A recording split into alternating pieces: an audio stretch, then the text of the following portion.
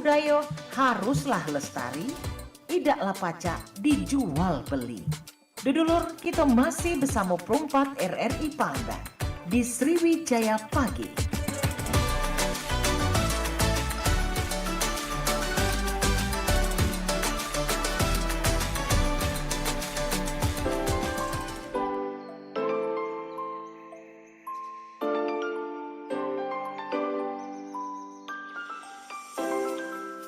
Ya, 88,4 Suara Budaya Sumatera Selatan. Dulur pendengar di mana beradong, ya seperti biasanya di setiap pagi menjelang siang pukul 9 hingga pukul 10 diisi dengan obrolan bersama komunitas atau dalam programnya Suara Komunitas. Kali ini dengan tema menjaga warisan rasa, validasi 265 klasifikasi kuliner Palembang bersama narasumber kita di kesempatan pagi menjelang siang. Ada kebetulan beliau ini adalah dosen kami juga ya. Ada Ibu Anita, kami kenal Ibu Anita ya. Dan nama lengkap beliau ini adalah Sumarni Bayu Anita ya. Yang pastinya dengan gelarannya sekarang ini hampir mendekati doktor. Nah, ini keren ya. Jadi kalau yang nama-nama yang lainnya sudah inilah dia lewati lah ya. Kita lanjut baik ya. Jadi kita panggil kaki bakal dokter ya. Jadi ya. Halo, assalamualaikum.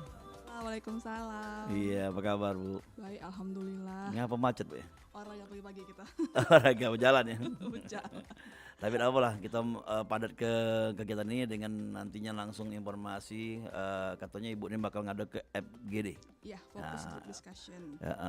Dengan tema kuliner. Dengan tema kuliner. Kenapa dipilih kuliner Bu? Karena kuliner ini kan jarang ya yang memberikan perhatian untuk melakukan penelitian secara ilmiah.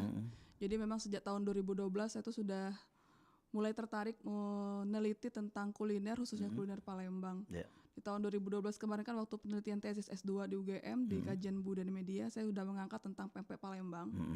Jadi setelah pasca itu kan menerbitkan buku tentang itu. Lalu ada banyak sekali pertanyaan-pertanyaan dari para mahasiswa, juga para ketika saya melakukan seminar, menanyakan bagaimana dengan kuliner Palembang lain gitu kan. Adakah kajian tentang itu? Jadi saya sempat bengong gitu kan, karena memang ketika S2 kemarin yang saya perhatikan hanya pempek saja. Makanya ketika sekarang lanjut S3, kebetulan juga terbuka luas mengenai komunikasi pariwisata.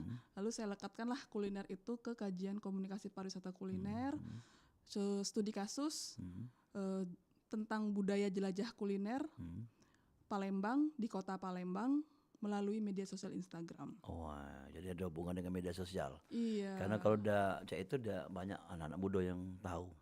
Jadi kita mulai mengkaitkan antara kebudayaan tradisional dengan kebudayaan kekinian atau modern. Dan juga kami terkejut juga Bu, ada sekitar 200 bro.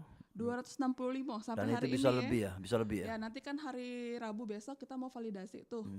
Kita akan mencoba melakukan evaluasi apakah angka 265 itu bakal naik atau bakal turun. Oke. Itu hanya di Palembang? Kuliner Palembang saja. Oke. Iya. Kebanyakan dari data Ibu tuh kuliner ini yang satu jenis dengan berbeda nama mana? Saya sudah berusaha untuk satu jenis itu kalau misalnya dia punya nama lain ya, mohon maaf misalnya kayak peler kambing gitu ya. Nama lainnya kan godo-godo pisang atau juga pempek pisang. Itu sudah digabungin dalam satu varian. Jadi awalnya kan suka bingung gitu kan, apakah namanya sama, nama beda, tapi nama sama. Beda, ternyata ketika kita teliti, oh ini sama Bahannya sebenarnya maksudnya. sama. Iya. Jadi awalnya kan kita bingung mau masukin dia di kudapan ringan manis untuk kue atau snack atau mau masuk ke kualifikasi pempek gitu kan. Akhirnya setelah bukan konsultasi, wawancara mendalam kan dengan para budayawan, Mang Amin, Kak Yudi Syarofi, kemudian saya juga ketemu dengan pelaku ya. Jadi kita pelaku itu misalnya kayak Mardotila tuh yang punya Palembang Harum. Ini sama Yuk Nita katanya gitu kan. Sudah jadi berarti lebih cenderung kemana nih, ke pempek atau ke kudapan manis? Kayaknya kita masukin ke kudapan manis untuk gegodo kambing, godo-godo kambing atau gegodo kambing, gegodo pisang, godo-godo pisang atau Agak Gitu. rancu memang ya. Iya, tapi kata Mang Amin, kalau misalnya kita menyebutkan nama kuliner Palembang, nggak apa-apa gitu loh. Memang itu namanya. Jadi kalau dia pakai bahasa Palembang, ya pakai bahasa Palembang aja. Misalnya kayak martabak telok besar, Iya. nggak usah diganti martabak telur besar gitu Iya. ya. Gitu. Sama kayak jando brais ya. Ah, Jando brais itu namanya memang makanan jando brais kan, tapi Iya. kalau kita ganti ke namun gadis Indonesia. gadis yang sudah tidak menikah lagi brais. Betul. Dia tuh menganalogikan dengan bareh gitu kan. Bareh itu kan sebutan beras untuk orang Padang. Jadi di mana-mana nyebutnya bareh. Jadi orang taunya bareh gitu kan. Untuk saya tahu apa itu bareh, baru tanyain, oh bareh itu adalah artinya beras dalam kata Padang. Oke. Dan kebanyakan rasanya apa Bu kalau yang di Palembang nih? Kalau dari hasil sementara penelitian saya itu memang paling banyak itu di kudapan ringan manis kategori kue atau snack. Itu bisa mencapai sekitar 80. 80 manis. Iya. Kemudian baru disusul sama kudapan ringan asin. Itu Asin. sekitar 50-an. Jadi yang pedas dikit ya. Yang pedas itu Paling kan jadi kayak cukonya gini. paling Saya- pempek. Iya. Mungkin saya bisa menjelaskan terlebih dahulu klasifikasi yang Ya, kemudian saya boleh. pilih untuk ini apa, ya. karena ketika saya tanyakan banyak orang membaginya berdasarkan apa yang mereka suka gitu Betul. kan. Ada yang membaginya berdasarkan kapan dia makan Ya. atau membaginya berdasarkan ukuran. Nah, kalau saya membaginya memang berdasarkan apa ranah kuliner, gastronomi, ya ini ada appetizer, makanan inti sama makanan Ya, penutup. boleh dijelasin nanti. Oke. Ya. Tapi kemudian saya memahami bahwasanya itu terlalu ke barat-baratan gitu kan. Ketika kita ke kuliner Palembang, ini kurang terklasifikasi lagi. Akhirnya perjalanan ketika meneliti kita bagi menjadi kudapan ringan, kudapan berat, masakan inti lah, dan minuman. Bukan yang pagi, siang, sore, malam. Enggak, karena susah itu nanti. Oke. Nanti dijelaskan. Jadi dari kudapan ringan itu dibagi dua lagi, kudapan ringan manis sama kudapan ringan asin. Dari kudapan ringan manis dibagi dua lagi, kue atau snack dan kue basah. Lalu dari kudapan ringan asin kita bagi dua lagi, kue atau snack dan pempek. Nah, pempek ini punya klasifikasi sendiri soalnya banyak. Lalu kudapan berat satu. Nah, maka masakan itu dibagi menjadi masakan utama sama masakan pelengkap. Masakan utama itu ialah nasi atau ketan dengan lauk. Lalu masakan pelengkap itu sayur dan sambal. Lalu minuman satu. Jadi kurang lebih akan ada 10 klasifikasi dari kuliner Palembang itu sendiri. Oke. 10 itu udah banyak berarti. Iya. Pecahan-pecahannya. Oke, Bu, kalau itu yang kebanyakan makanan cemilan itu kan ya, atau kue-kue gitu Ya, kudapannya. kalau kita ngelihat ini memang paling banyak di ranah kudapan ringan manis gitu ya. Cuma memang kita tidak akan melupakan bahwasanya yang terkenal di kita itu yang paling populer dan sudah dikenal secara internasional adalah pempek. Di bawah pempek itu ada pindang. Itu dua makanan yang paling terkenal dari kota Palembang. Cuma makanya ketika saya mengapa meneliti ini, ternyata kuliner kita itu ada banyak loh. Iya. Dulu taunya cuman dulu dalam buku Pempek Palembang ini saya udah menulis sebenarnya tentang kuliner Palembang. Di sini ada 69 varian. Dan ketika saya meneliti pertama kali itu saya dapatnya angka 157. Ini saya belum nanya nih ke orang-orang yang memang pakarnya gitu kan di wilayah kuliner 157 Palembang. itu masih ada di Palembang. 157 itu masih Atau ada. namun coba ya? Yang saya tahu ya, ketika 157. Nah, ketika saya udah wawancara ke Mang Amin, ke Kak Yudi Syarofi, ke Bu Nini di Sparkota, ke Bu Cahyo di Spurpar Sumsel, kemudian ke Sarinande, Mbak Pipit, kemudian ke Mardotila yang Palembang Harum dan lain sebagainya gitu ya. Jadi 265. Oke, nambah lagi dong ya. Nambah lagi. Dan mungkin akan nambah lagi karena Iya. ada beberapa nama yang saya sendiri ketika saya tanya ke beliau-beliau mereka nggak bisa menjelaskan. Apa sih contohnya? Contohnya gegere. Gegere. Iya, gegere itu saya nggak tahu Ketan kan. bukannya? Kurang paham makanya tidak. Jadi begini, tahun 2015 di Sparkota itu udah bikin buku. Tapi sayangnya memang bukunya ini tidak dituliskan siapa yang menulis. Hanya berjudul resep kuliner Palembang tahun 2015. Makanya saya bilang sama Bu Nini, sayang banget Bu, kenapa nggak ISBN gitu kan? Ditulis dong siapa yang menulis, timnya siapa gitu kan. Iya, kami lupa tidak memikirkan itu. Artinya kan buku itu nggak bisa jadi dokumentasi karena nggak ada siapa yang menulis gitu kan. Hanya cetak-cetak Hanya bae lah. cetak-cetak. Memang zaman dulu mungkin itu ya. Yang penting ada dokumen. kumpulan resep masakan gitu. Nah, dari situ ada 189. Ya. Nah, saya juga nanya sama Ketua Bang Amin, dia juga bikin klasifikasi itu, tapi nggak diterbitkan, hanya disimpan saja. Kemudian saya tanya Kak Yudi Sarfi, dia juga ada niat Dita, saya udah ngumpulin naskah tapi kemudian hilang filenya. Aduh, saya bilang sayang sekali gitu kan. Ya, jadi tapi belum ada yang dalam bentuk kayak Nah, Ibu makanya Nita saya nih buat mencoba di catatan tahun ya. 2025 ini, boleh nggak gitu kan, sekalian saya lagi penelitian S3 nih, memang tentang kuliner Palembang, yuk kita bareng-bareng mencoba untuk bikin validasi gitu loh, ada berapa sih sebenarnya kuliner Palembang itu sendiri, yang semoga ke depannya gitu kan, saya kan sebagai generasi Iya milenial nih, betul. mumpung yang masih senior-senior masih bisa ditanya gitu kan, masih bisa diklasifikasi dan divalidasi, nanti di bawah kita bisa kemudian paham, tahu informasi tentang tersebut, dan insya Allah mungkin bisa membuat gitu kan, yang kayak tadi saya bilang gegere saya nggak tahu, mungkin Iya, dadar benar. jiwa yang kita tahu mereka nggak tahu gitu Iya, kan. dan dari Jiwo tuh ada yang bentuknya gini ya, atau agak lebar, atau Iya. mungkin Ada ada yang besar, ada lubang-lubang. yang kecil dadar Iya. jiwa tuh, dan bilang kata kalau yang benar Nita dadar jiwa itu kecil kata Bu Iya, Neni ada gitu. warnanya Oh, kuning, ada ini kan, itu belum iya, tahu yang. Iya, macam-macam. macam-macam. Kayak kita sebut serikayo aja. Nah, Jangan bilang serikayo, bilangnya sekayo kata gitu kan. nah, ada nyebutnya gitu. Dan sekayo itu sendiri ada banyak macamnya. Sekayo ager, sekayo ketan, sekayo gulo abang, sekayo pandan tadi gitu kan. Yang di Sekayo tape. ya, tapi ya, tua ya kalau di Batu Raja lagi top tuh, tapi Kita tahu cuma sekayo bae selama Benar, ini kan. benar, iya, Jadi iya, oke. bener-bener ketika saya wawancara ke lapangan tuh, wah banyak banget ya ternyata ya. iya, iya. Luar biasa. Itu baru kudapan, belum masakan. Masakan tadi kan pindang. Sebenarnya pindang Iya. tapi bukan Palembang ya yang punya ya. Palembang punya dan sudah di BBTB kan. Jadi Oh. ada 6 kuliner Palembang Pindang apa kalau Palembang? yang sudah di BBTB. Ya saya tahu dulu ya. Jadi saya sudah konfirmasi ke disebut Parsumsel. Jadi ada bidang kebudayaan, Bu Cahya memang bertanggung jawab sekarang itu.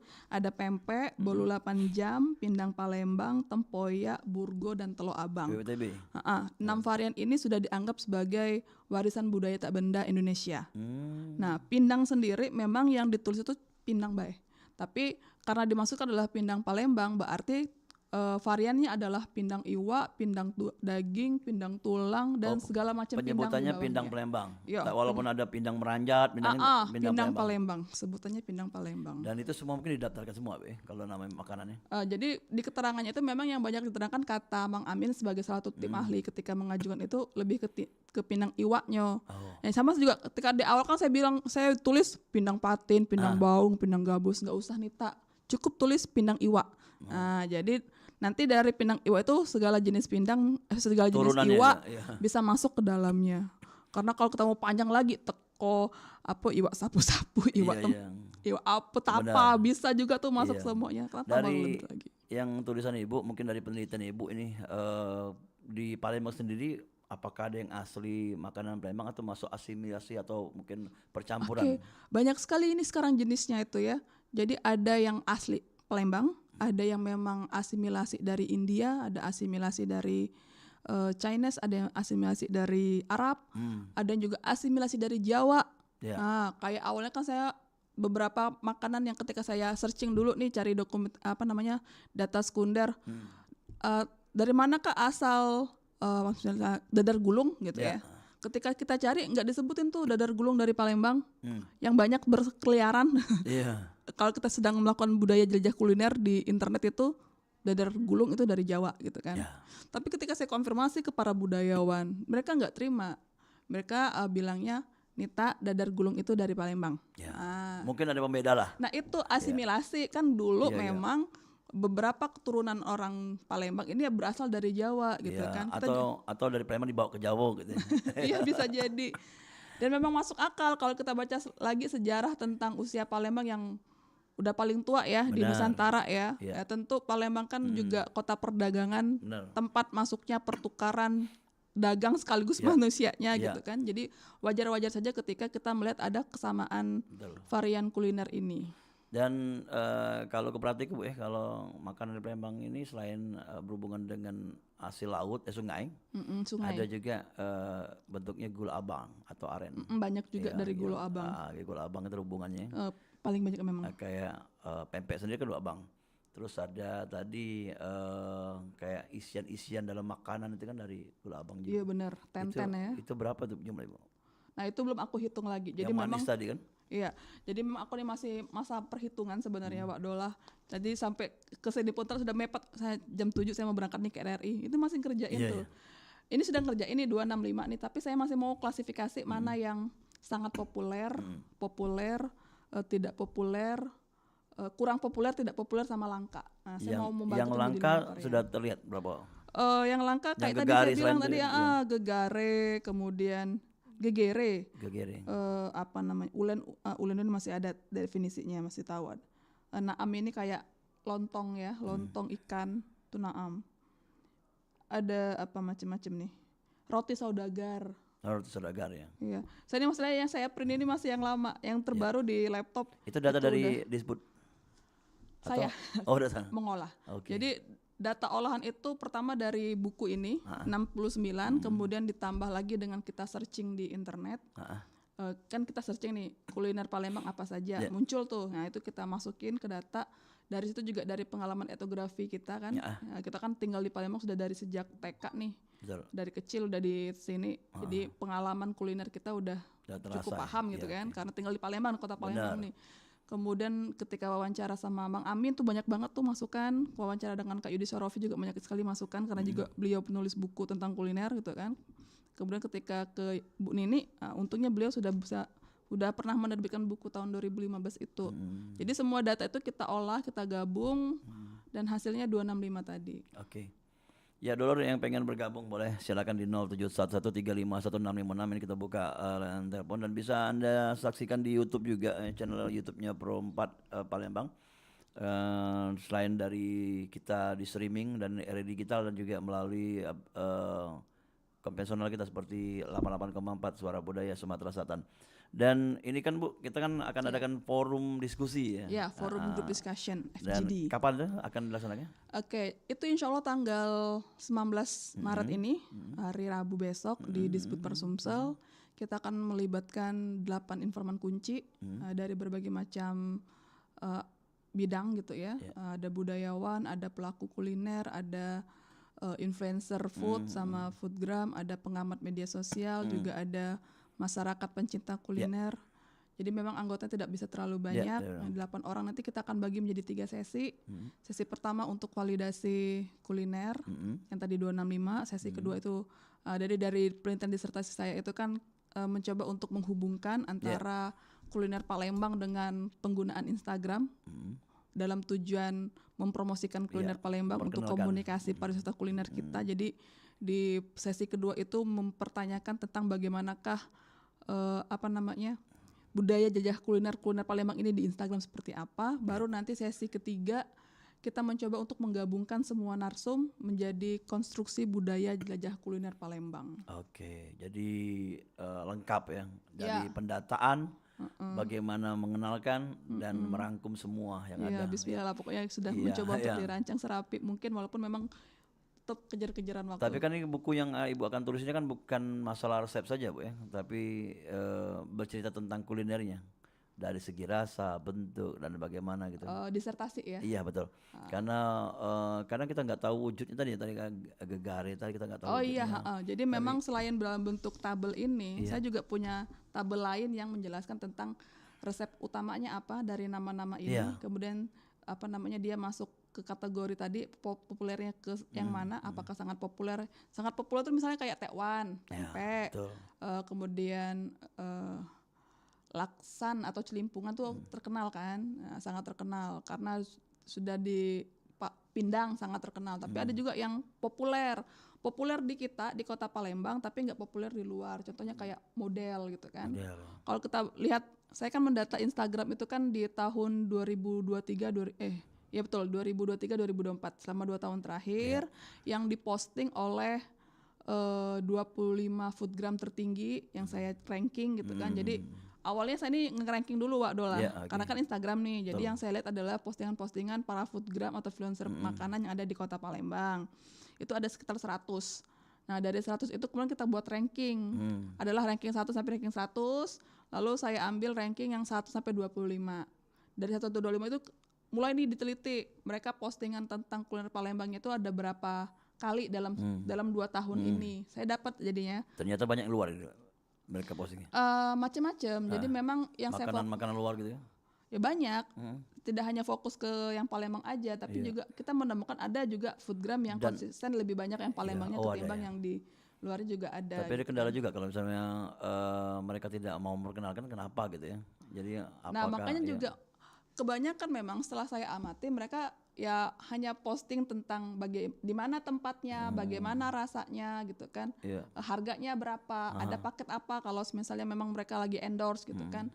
Nah jarang memang yang memberikan tentang gambaran, oh ini kuliner tradisional Palembang asli loh, oh ini masuk kategori yang mana Makasakan loh, itu nggak bisa. Karena mungkin memang pengetahuan di situ juga terbatas gitu ya. Saya sendiri kan juga lagi penelitian di situ kan. Kalau dari segi perubahan dari komposisi atau mungkin bentuk rasa dari pengalaman Ibu menulis, dari mungkin ngobrol-ngobrol bersama Mang Amin atau tokoh-tokoh lainnya itu ada. Karena kemarin kan ngobrol juga dengan Mang Amin bahwa dulu Srikaya itu tidak dijual ya. Ya dibagikan saja Srikaya itu, dan juga bentuknya dari keramik atau dikirim gitu. Tapi sekarang karena perekonomian kan jadi dijual gitu. Ya Mang Amin juga cerita sama aku waktu wawancara beliau. Jadi kalau menurut Mang Amin kan kuliner Palembang ini merupakan warisan budaya dari keturunan Sultan di Palembang gitu kan, yang kemudian diperluas dan bisa dinikmati oleh masyarakat umum Palembang karena tidak terbatas orang keturunan Sultan sendiri yang masak, tapi beberapa mungkin juga masih ada yang mereka pertahankan sebagai resep keluarga. Beberapa saya lihat misalnya kayak punar gitu kan, itu kan resep keluarganya Mang Amin. Sama kemarin abis nanya sama Mardo gitu kan, saya kan penasaran sama es sugunya gitu ya, yang dia jual di Palembang Harum gitu kan. Saya sebelum ketemu langsung dengan dia kan saya tanya sama yang lain, tahu nggak tentang es susu gula merah? Ada nggak dulu dari Palembang? Beberapa kayak Mang Amin nggak tahu gitu kan. Tapi namanya sugu yang udah dulu. Ya. Atau buat mereka sendiri? Dia bikin sendiri ternyata. Jadi ketika kemarin saya tanya ke Mardo, itu resep keluarga dia dari turun temurun dari kakeknya gitu kan. Oh gitu. Karena memang dia keturunan Palembang gitu ya. Tapi dulu katanya ada namanya es kipas. Nah, es kipas ini kayak es payung. Jadi dikasih sirup ya. Nah, jadi dia dikasihnya gula merah, kemudian ditaburin susu. Nah, kan mirip tuh rasanya kayak es sugu itu, kan kepanjangan dari susu gula merah tuh sugu tuh. Nah, tapi kalau menurut Mardo bilang itu resep keluarga dia, ya kita kan menghargai gitu ya. Ya oke. Kalau yang sudah yang bisa dikemas kalau kuliner, karena kan kalau selain pempek ya, apa kira-kira bisa kita buat untuk produk UMKM nih? Sebenarnya semua varian kuliner yang ada di Palembang itu bisa dikemas. Tergantung orang yang kreatif untuk membuatnya gitu ya. Jadi kayak snack gitu misalnya telur gabus itu ada di belakangnya. Telur gabus itu kan bisa dikemas ya, bertahan lama gitu. Nah, aku kemarin nggak ada tuh telur gabus sebagai kudapan Palembang ini. Iya, apa dia masuk di snack atau apa ya? Jadi tidak ada penyebutan baik Kak Yudi, Mang Amin maupun Hardo nyebutin telur gabus. Mungkin itu mirip-mirip, makanya saya bilang kayak martabak manis ya, itu kan memang selalu dibilang Bangka gitu kan. Punya Bangka. Tapi banyak sekali yang jual itu, bahkan saya dari kecil makan martabak manis. Ceritalah beliau tentang memang wilayah kekuasaan Kerajaan Sriwijaya itu sampai ke Bangka gitu kan. Sumatera Selatan juga dulu penyebutannya adalah provinsi yang masuk juga wilayah Bangka Belitung. Jadi wajar-wajar aja misalnya. Kemudian martabak manis itu masuk ke Palembang. Jadi kita coba masukin dulu tuh. Mudah-mudahan nanti kan banyak semakin banyak varian yang kita akui sebagai mungkin ada sangga-sangga juga ya dari para itu. Mungkin kita nih martabak. Kita saling menguatkan gitu kan. Dan kembali ke kuliner Palembang ya. Kuliner Palembang ini kan butuh namanya pengenalan ke anak-anak muda. Betul banget. Ya, anak-anak pelajar. Dan ada keinginan Bu Nita untuk masuk sekolah-sekolah kan setelah nantinya. Harapan saya juga demikian gitu kan. Jadi intinya kan ketika kita membuat penelitian disertasi, saya kan awalnya ternyata bukan ini sebenarnya. Ketika saya maju ke kuliah di situ, kemudian diberikan masukan oleh Prof Eni gitu kan, kemudian mendapatkan promotor Pak Aceng, Prof Atwar sama Bu Nindi, kemudian saya awalnya mau tentang fokusnya di martabak telur kari sebenarnya awalnya, martabak telur kuah kari. Terus dibilang ini terlalu kecil Nita lingkupnya, diperluas aja menjadi kuliner Palembang gitu. Aduh, saya sanggup nggak ya gitu ya. Makanya ketika menyanggupi, konsekuensinya adalah hasil penelitian yang akan saya hasilkan itu harus dipublikasikan dan disosialisasikan. Makanya kemudian ketika saya sekarang sudah semester 3 nih ya, saatnya udah sempro kemarin, makanya saya bilang udah bisa sih dibilang sebagai dokter kandidat, cuman nanti nggak usah ditampilin lah katanya. Calon dokter ya. Calon dokter gitu kan, itu cuma gelar untuk menunjukkan dia udah seminar proposal gitu kan. Nah jadi hasil penelitian itu nanti ada 3 makanya. Pertama saya berharap disertasi saya bisa memberikan panduan gitu lah ya, validasi tadi saya bilang. Yang nggak pernah dipublikasikan, orang kemudian bisa ngasih patokan tahun 2025 ada loh yang nulis tentang berapa banyak klasifikasi kuliner Palembang. Kalau nanti di tahun depan ada yang mau revisi, ada yang mau menambahkan atau ada yang mau mengurangi, ya silakan aja. Namanya aja penelitian kan ilmiah, itu kan bisa dikuatkan atau dibongkar lagi, nggak masalah. Dan kendala apa Bu yang dihadapi selama ada penelitian ini? Atau ini baru mulai langkah awal ya? Kalau kendala memang ketika mau menemui narsum gitu ya kesibukan para narsum tersebut, kayak ada beberapa saya ingin menemui beberapa foodgram gitu kan, yang memang rate-nya di atas gitu kan, susah gitu ya, apalagi lagi di bulan puasa. Yuk Mbak Nita, saya pengen banget bantu, cuman jadwalnya lagi full nih, Ramadan lagi promosi tentang buka puasa. Iya saya nunggu, saya bilang gitu kan, kapan bisanya, karena kita kan peneliti nggak bisa maksa gitu. Mungkin seperti itu. Ya, setelah nanti ada yang hasil-hasil ini yang menarik kan Ibu, kalau seumpamanya diadakan satu perkumpulan suka dengan kuliner yang atau komunitas kuliner Palembang, ada komunitasnya, itu kan menarik tuh. Ada komunitasnya ternyata Mbak Dola. Jadi saya sendiri menemukan ketika lagi berjalan lagi nyusun proposal, namanya Gastronomi Sumsel. Ya iyalah yang yang jadi adminnya itu Kak Robi Sunata itu. Jadi kita kan dulu kan di Genpi Sumsel nih. Nah, jadi Genpi Sumsel kan sejarahnya tahun 2017 kemarin dibentuk oleh Kementerian Pariwisata Indonesia, kemudian di Sumatera Selatan sendiri saya masuk dalam kepengurusannya gitu kan, dan sempat menjadi ketua umum. Nah, sebelum itu kan Kak Robi Sunata nomor 1 tuh, nomor 2 Kak Oba yang punya Teh Aba. Lalu saya yang ketiga, baru yang sekarang si Kiki. Nah, Kak Robi tuh pasca nggak jadi ketum Genpi Sumsel, dia bikin fokus di Gastronomi Sumsel. Gitu. Jadi ada IG-nya tuh Sahabat Cagar Budaya. Sahabat Cagar Budaya sendiri kalau dalam grup besar itu banyak sekali ininya. Gak cuman gastronomi, ada arkeologi, ada macam-macam ada. Tapi yang saya ikutin cuma gastronomi Sumsel. Jadi kalau komunitas ada kan kemungkinan kalau kuliner yang sudah jarang dibuat bisa dipelajari gitu.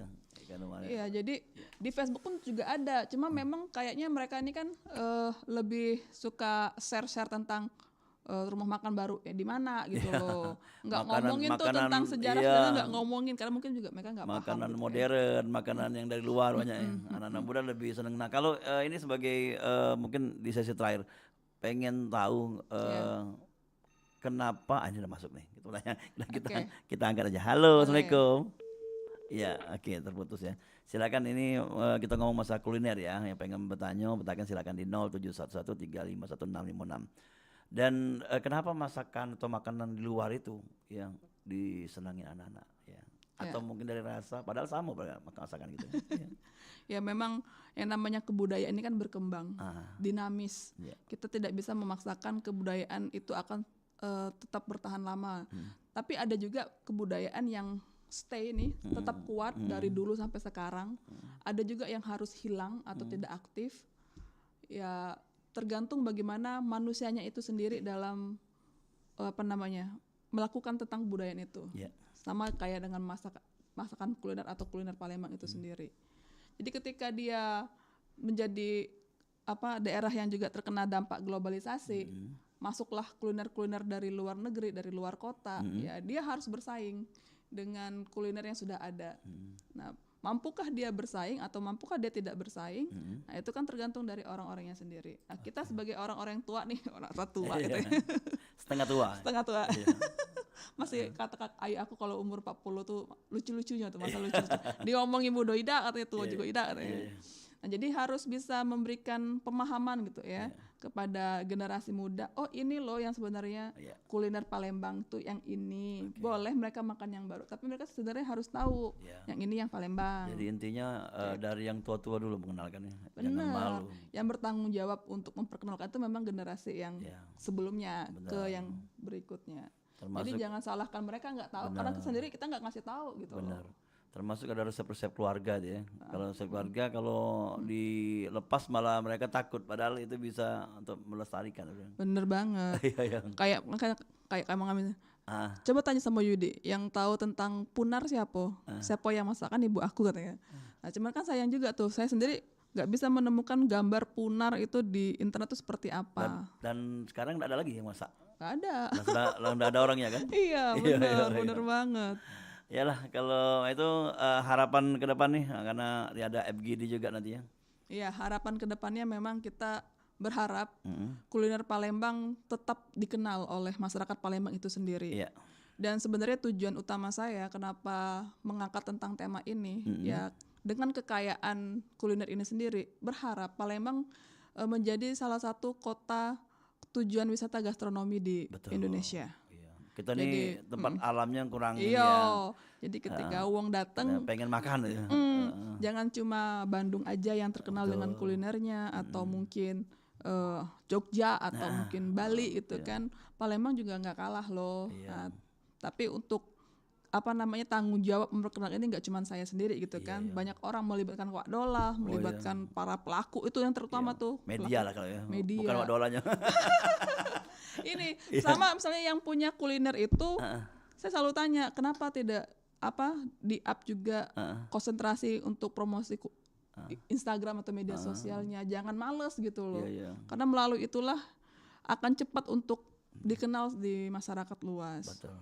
Oke, sukses untuk kegiatannya FGD nih Bu dan terima bisa kasih banyak. menambah wawasan bagi generasi muda lah minimal Iya, untuk data-data kuliner yang ada di Palembang. Oke. Sebenarnya banyak pengen kita tanya ke tapi karena Waktu waktu terbatas, ya kita iya. lain waktu sesi berikutnya kita ngobrol-ngobrol lagi. Oke, siap. Kita lagi bakal membahas Mak Manon yang cara menjualkan makanan ini mungkin dalam bentuknya berjualan di pinggir sungai sekarang lagi rame tren atau buat tempat sentranya gitu kan. Nah, iya. Jadi kalau pengen makanan lama di mana ada tempatnya. Nah, Ya, jadi saya juga itu- lagi nunggu waktu buat bisa wawancara dengan Pak Ratu Dewa itu Iya. gimana caranya. Karena beliau yang bisa jawab Benar. untuk itu. Tempat itu ya.